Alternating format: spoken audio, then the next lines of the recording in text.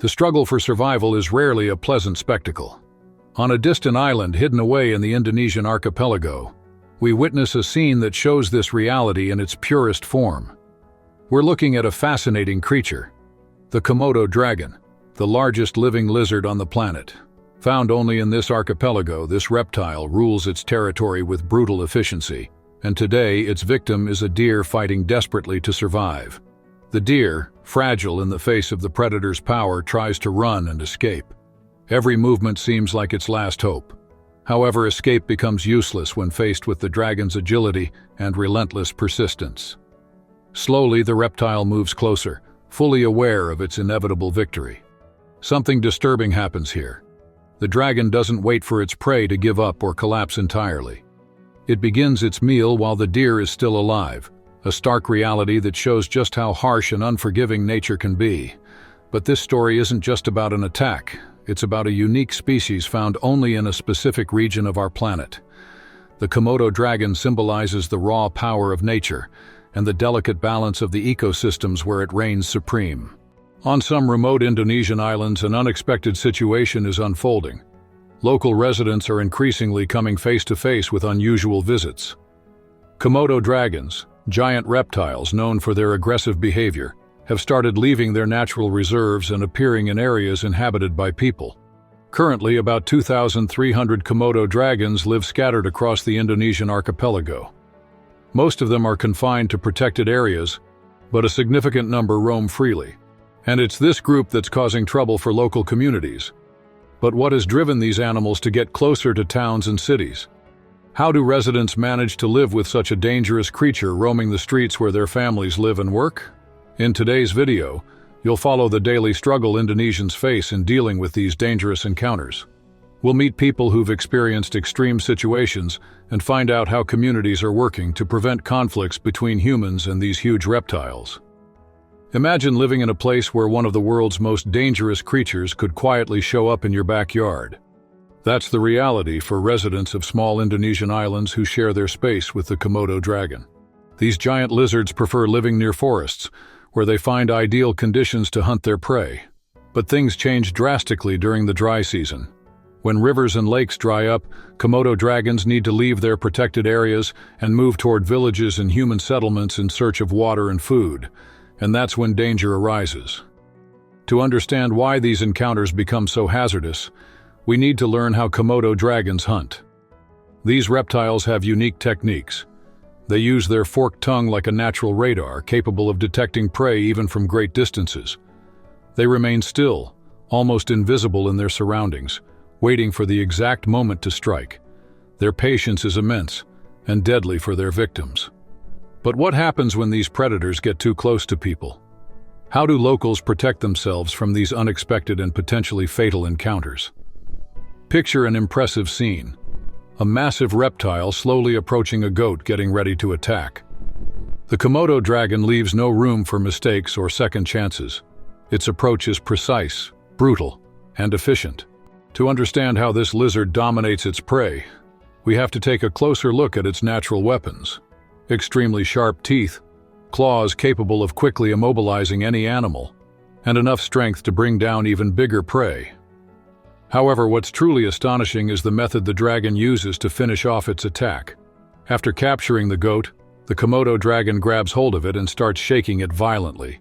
This harsh motion is meant to cause deep wounds and severe blood loss, making it easier to make the final capture. But that's not where the story ends. With the prey subdued, the reptile begins another surprising phase of the attack. It swallows the goat whole, including bones and hooves.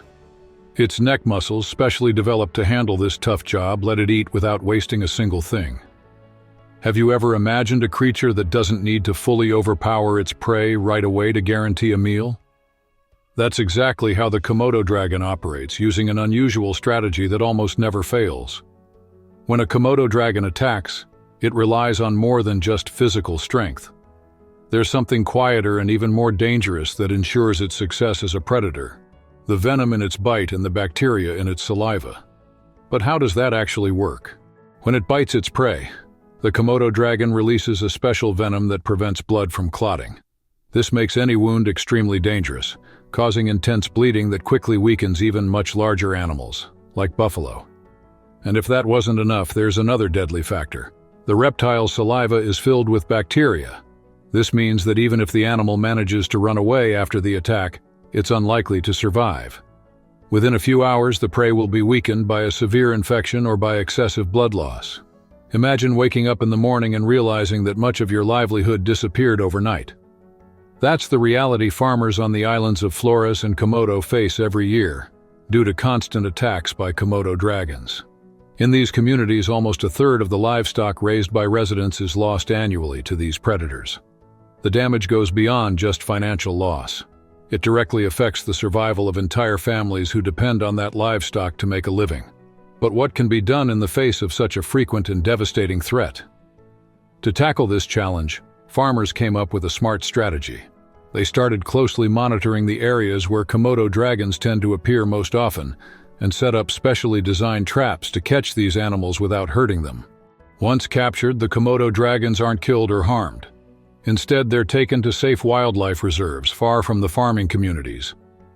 This solution aims to balance respect for wildlife with the local farmers' need to protect their livelihood. But is this strategy really working? How do these residents live daily with a constant threat, without harming animals that are part of the region's identity? Every year between September and November, residents of some Indonesian islands go through an experience that feels like it's straight out of a movie: the Komodo dragon hunt. The conflict between these reptiles and the locals reached a critical point, and after trying different methods, one proved more effective and decisive: using rifles. But why rifles? What makes this method so preferred and reliable? The answer lies in the real danger these animals pose. To face something as dangerous as a Komodo dragon, you need more than courage, you need preparation. That's why specialized teams are formed by experienced locals, usually small groups of 4 to 6 people, to ensure greater control and safety during the hunt. But this story goes beyond a simple hunt. There's a delicate balance between keeping communities safe and preserving a species that lives exclusively in this archipelago. How do locals deal with this ethical and practical conflict at the same time?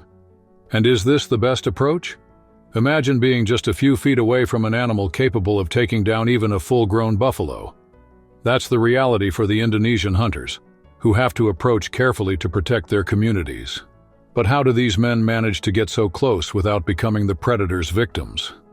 The secret is caution. They move slowly, watching every step to avoid making noise. They pay attention to wind direction to make sure the dragon doesn't catch their scent. The smallest mistake could put everyone at risk. And the danger isn't just in the sharp teeth. The dragon's tail is a powerful weapon, capable of knocking down an adult with a single blow. Keeping a safe distance is crucial, especially in those final moments before the decisive shot. When the time finally comes, there's no room for mistakes. Experienced hunters know they have to aim at the exact spot, the animal's head. This precision ensures the dragon is put down quickly, preventing unnecessary suffering. We've reached the end of another video, and now we want to hear what you thought about this impressive story of Komodo dragons. Don't forget to hit like to support our work, subscribe to the channel so you won't miss upcoming content, and leave a comment sharing your thoughts or suggestions for the next videos. See you next time.